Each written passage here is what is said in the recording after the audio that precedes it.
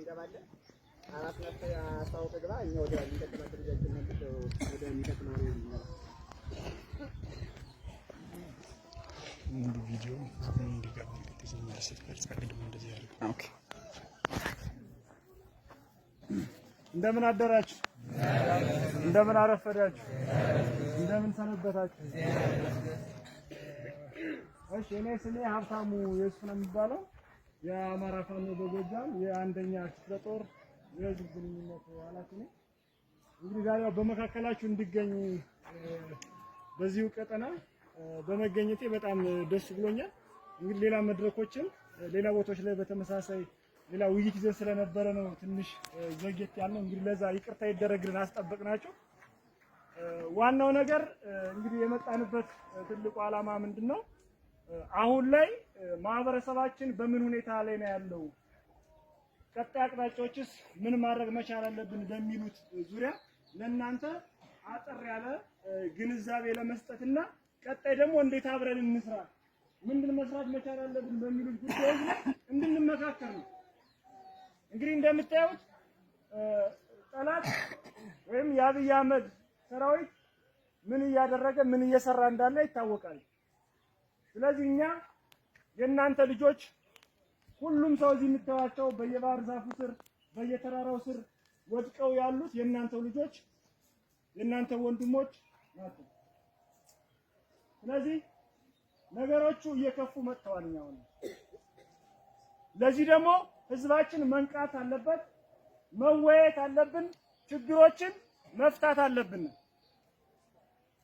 እኛ የወጣነው እርቦና ጠምቶና ወይም ቸግሮና አይደለም። ማንኛውም ሰው እናንተ የምትኖሩት ኑሮ መኖር እንፈልጋለን፣ መኖር እንችላለን፣ ስንኖርም ነበር። ነገር ግን አማራ በመሆኑ ብቻ በየትኛውም በአራቱም ክልሎች በአራቱም መውጫ መግቢያ በሮች ላይ ወደ አዲስ አበባ እንዳንገባ ተከልክለን በርካታ ወንድሞቻችን፣ በርካታ እህቶቻችን፣ በርካታ ልጆቻችን መሬት ሽጠው ከብት ሽጠው ፍየል እንስሳቶችን ሽጠው እስከ 12 አስተምረው ነገ የተሻለ ቦታ ይጦሩናል ብላችሁ ያስተማራችኋቸው ወደ ዩኒቨርሲቲ የተላኩ 17 ሴቶች የት እንደደረሱ አይታወቅም። እውነት መንግስት ካለ እውነት መሪ ካለ አንድ ሰው ቀበሌን ሲመራ ቤተሰብን ሲመራ ይገስጣል፣ ይቆጣል፣ ያርማል፣ ያስተካክላል። አይደለም እንዴ? ግን ይመራናል፣ ወደ ተሻለ ነገር ያሸጋግርናል፣ ህዝባችን ይጠብቀናል ብለን ሁላችንም በጣታችን ፈርመን ባሻራ አስቀምጠን የመረጥነው መሪ ግን እየሰራ ያለውን ግፍ ያያል። ሃይማኖት ከሃይማኖት ለማጋጨት አንዴ ሙስሊሙን ይገልና ክርስቲያን ነው የገደለው ይባላል። ክርስቲያኑ በሙስሊሙ እንዲነሳ ሙስሊሙን ይገልና ክርስቲያን ነው የገደለው ተብሎ እርስ በርስ እንድንበላላ እንድንጠፋፋ ብዙ ሴራ ተሰርቷል። ብዙ ነገር ተሞክሯል። ብልህና አስተዋይ ስለሆነ የአማራ ህዝብ አልተቀበለውም። ሴራውን ስላወቀ ስለተረዳ ማለት ነው። እንግዲህ በርካቶች ምዕመናን በርካታ አባቶች የተወሰኑትን ማንሳት ፈልጋለሁ። በዋልድባ ገዳም ላይ ከ125 በላይ አባቶች ታርደዋል። አባቶች ተገድለዋል።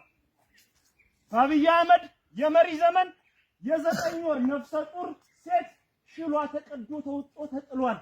ይሄ ሀቅ ነው። ብራቃት አይታችኋል። ከ120 በላይ ነበር፣ አሁን 150 160 ደርሰዋል። ንጹሃን ከቤታቸው አውጥተው ተረሽነዋል። የኛ ወንድም አይደሉም? የኛ ልጆች አይደሉም? የኛ ሚስቶች አይደሉም? እስከ መቼ ነው ዝም የምንለው? ምን እስኪሆን ድረስ ነው የምትጠብቁት? በአንድ ላይ እንጥፋ። አማራን ለማጥፋት አማራ የተባለ ሁሉ መጥፋት አለበት ተብሎ ታውጆብናል። ስለዚህ እኛም እንደ አማራ መነሳት ይጠበቅብናል። እንደ አማራ አንድ ሁነን ይሄን አውሬ ይሄን ሰው በላሽ ማጥፋት ካልቻልን መከራችን የበዛ ነው የሚሆነው። እንግዲህ እንደምታዩት ከጦርነቱ ያለፈ የተረፈውን እንኳን በረሃብ ለመግደል አርሶ አደሮቻችን አምርተው ራሳቸውን እንዳይኖሩ ማዳበሪያ ከልክሎናል። በኦሮሚያ ክልል አቅራቢያ ባሉ ሌላዎች ላይ 1 ኩንታል በ2000 ብር እየተሸጠ እኛ አካባቢ በአማራ ክልል 8000 ብር ካልገዛችሁ አልተባላችሁ? ስንት ብር ነው ውሰዱ የተባላችሁ? በጣም ጥሩ። ስለዚህ ምንድነው ከጦርነቱ ያለፈውን ደግሞ በድህነት አርቆ ሆኖ ሳያመት ከነቤተሰቦቻችን እንድናል ይሄን በደንብ ልታጤኑት ይገባል። የጤና መድን ጤና ተቋማት ሙሉ በሙሉ እየተዘረፉ ነው። በአባወራ ደረጃ 1700 1800 ብር ካልከፈላችሁ እየተባለ የውሃ አገልግሎት የተከለከሉ አሉ በአማራ ክልል ውስጥ ማለት ነው። እኛ በምናስተዳድራቸው ባለንባቸው ቀጠናዎች ውስጥ ይሄን ካልከፈላችሁ ውሃ እንኳን መቅዳት አትችሉም ተብለው እንደ አንዳሳ ሌሎችም በርካታ ቀበሌዎች ላይ ተከልክሏል። ስለዚህ ምን ብናደርግ ነው የሚሻለው? ጎበዝ መምከር አለብን። ነገ ራሴን እጠብቅበታለሁ ብላችሁ የገዛችሁትን ትጥቅ በሌሊት እየመጡ እየከበቡ እየተነጠቀ ነው ህዝባችን።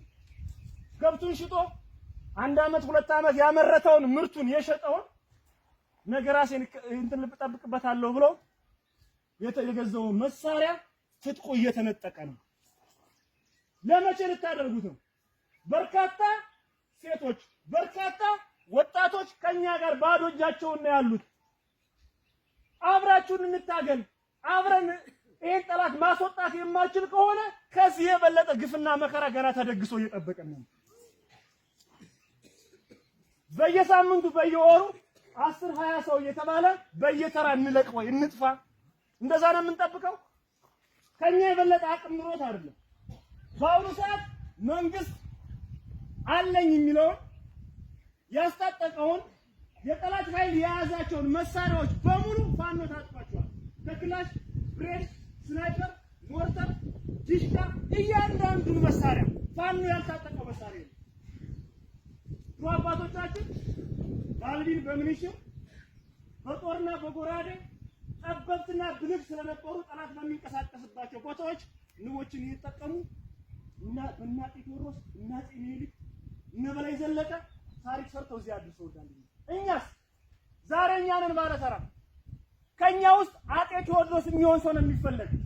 እነሱ ማዘ ያድርሰው ጠብቀው እዚህ አድርሰውና ከኛ ውስጥ በላይ ዘለቀን የሚተካ ሰው ነው የሚፈለግ።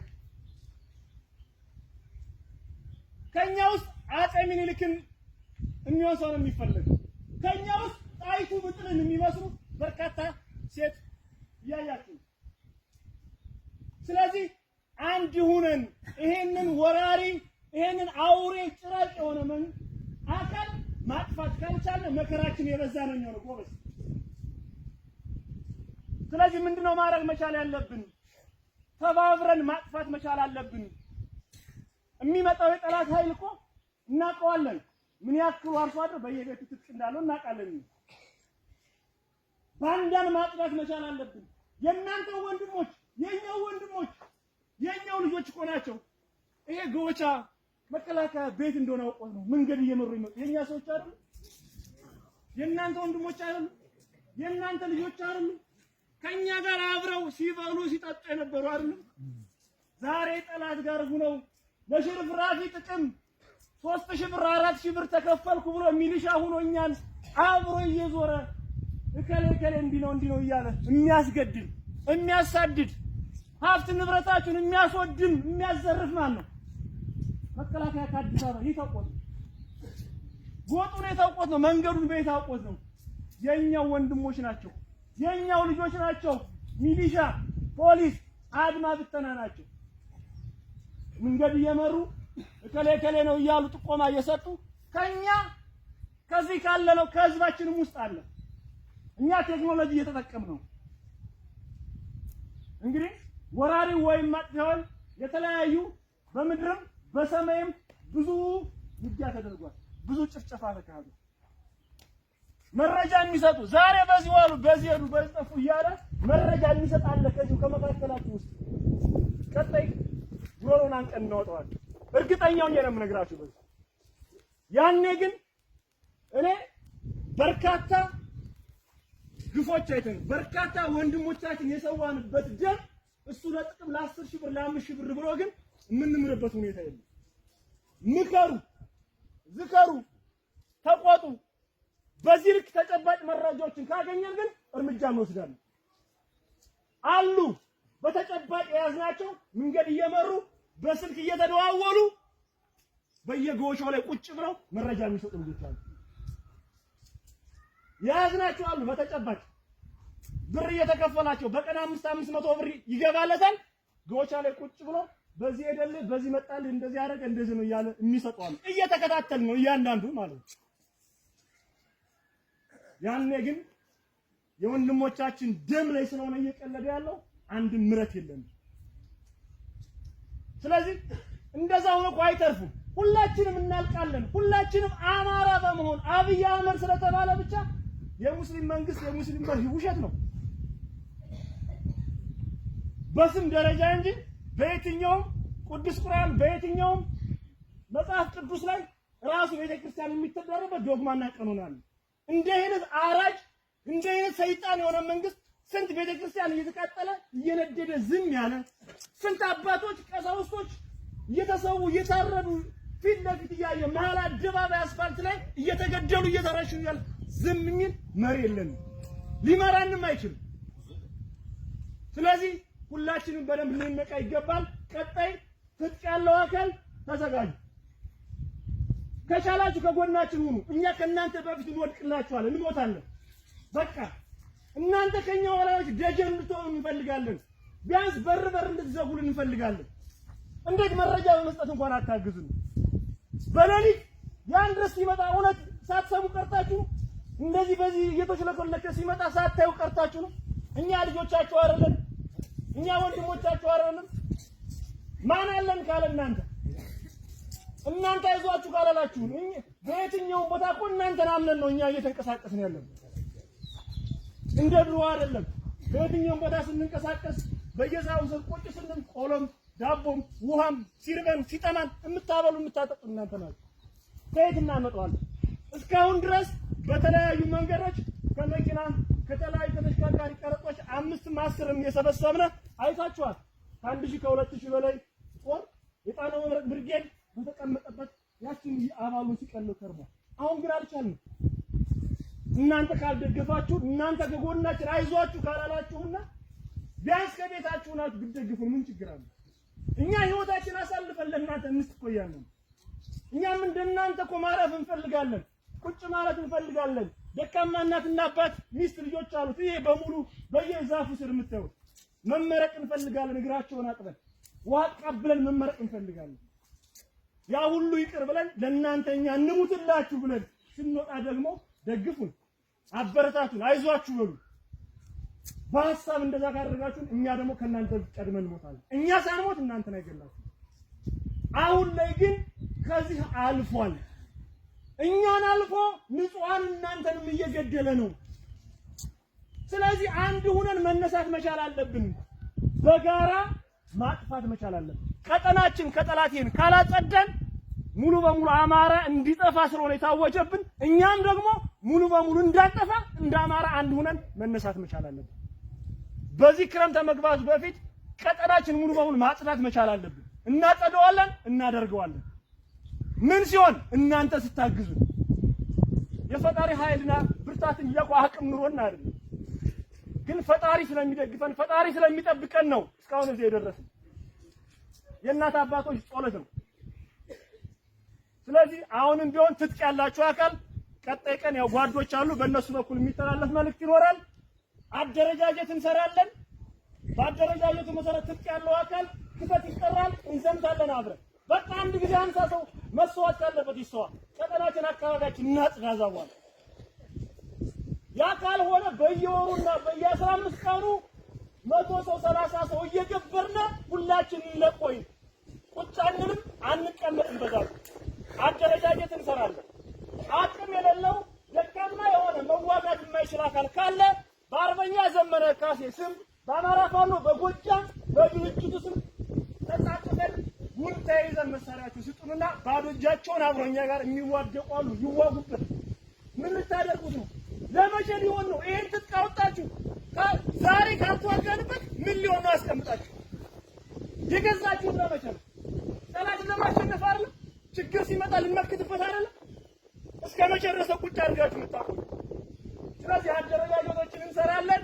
በዛ መሰረት ሁሉም አብሮ ተጠርንፎ ከኛ ጋር መዋጋት መቻል አለበት።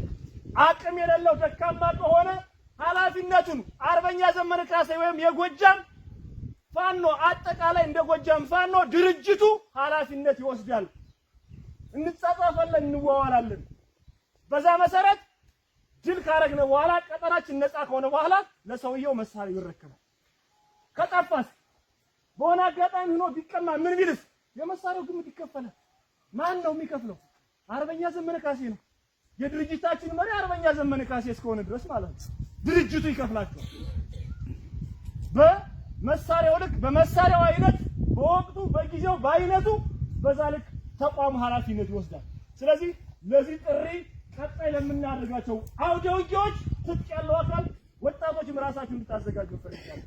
በየከተማው ቁጭ ብሎ ወይም በየጫካው በየጎሻው ቁጭ ብለህ ሳታቅ በርካቶች እየተሰዉ ነው ያሉት። ጀግና ታሪክ ጽፋችሁ ሙት። የባንዳ ልጅ ሳይሆን የጀግና ልጅ በትግል አውደ ውስጥ መሞት ስንት ዓመት ልንኖር ነው ከዚህ በኋላ? በርካታ ሰው አለ።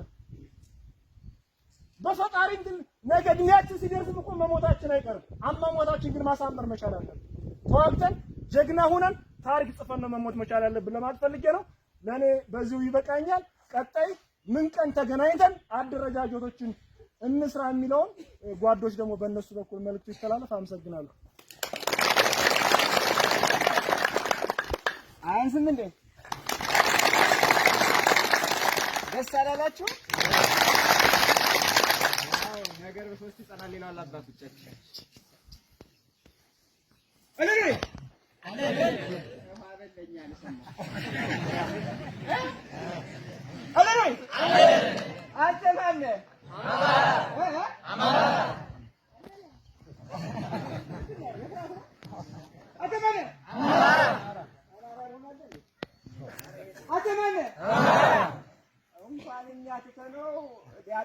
ዘመዶቻችን ተነስተዋል እና አንዳንድ ጊዜ ከፍ ብሎ በልዕልና ከፍ ብሎ መታየትም ያስፈልጋል። አማራዎች ነን አይደለንም? አይደለንም?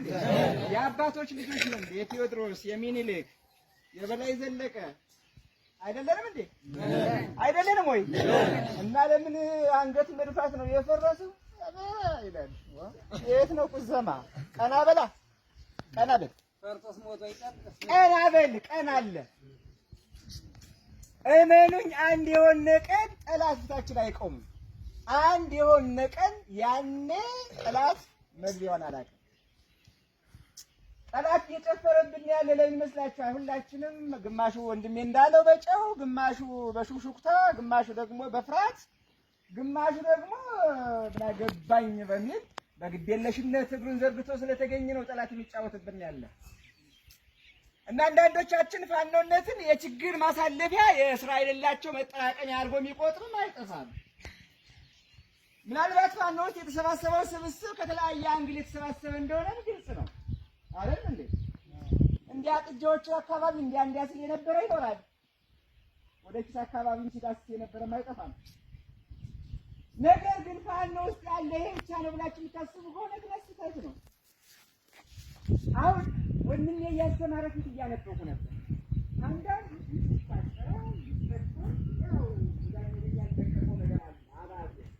ያስቆረቡ ሞክር ይሆናል ማለት ነው። ያስነጥፈው ከሆነ ያስነጥፈው አይለይለት። ጠላት ምንጊዜም ጠላት ነው። ይኸው በሚዲያ በአደባባይ አማራን አጠፋለሁ ብሎ የተነሳን ጠላት የምን ማሽሞንሞን ጠላት ነው። ጎበዝ እውነት አይደለም? እውነት አይደለም? ጠላት አይደለም? አሃ መንግስት ያድነኛል። አሁን ለምንድን ነው የማታግስ? ድንገት ፋኖ እየሮጠች ስለምታስቸግር መንግስት የገባ እንደው እኮ ይነካኛል ብዬ ፈርቼ ነው አይደል? አይደል? ለምንድን ነው በደንብ ግልጽ በአደባባይ ማለት ነው። እና ደግሞ መንግስት ያወቀብኝ እንደው ልሳ ደግሞ እና ያወቀ እንደው ሳምቶናል እና ትወድግባ የሆነ ከተራችሁ ግቡ እንደገና የምትሉ ከሆነ ይቻላል እንዴ? ይቻላል ወይ? ይቻላል። በእውነት ከእናቶች መካከል እናቶችን ዛሬ ለምን እንዳጠና አይገባኝም። በእውነት ማርያምን ሴት ነኝ፣ ጦርነት አልወድም፣ ጦርነት አስከፊ ነው። እናም ወደ ሀገሬ ወደ ኢትዮጵያ መጥተህ ግዛቴን ልትደፍርብኝ ከፈለግ ሴትነቴን አውቀህ ሴት ነኝና አትዋጋም እና መንግስት ብለህ ልትወጋኝ የምትፈልግ ካለ ማርያምን ጦርነት አልወድም፣ አውዳሚ ነው። ነገር ግን አለችው አንተ ፈክረህ ሀገሬን ልትወር ሃይማኖቴን ልታስቀይር ልሸጠኝ ተዘጋጅተህ ከሆነ ጊዜ አትውሰድ። ንግስት ዘውዲቱ ሴት ናት፣ መንግስት ናትና ትፈራለች ብለህ አስበህ ከሆነ ና እቀበላለሁ ያለች እናት ነበረች። አይደለም ነው? አይደለም ነው? እናቶቻችን ጥበበኞች ነበሩ። ዛሬ የሉም እንጂ ዛሬ ቆለጫን ጠበጥረው ሁሉ ምናልባት የሆነች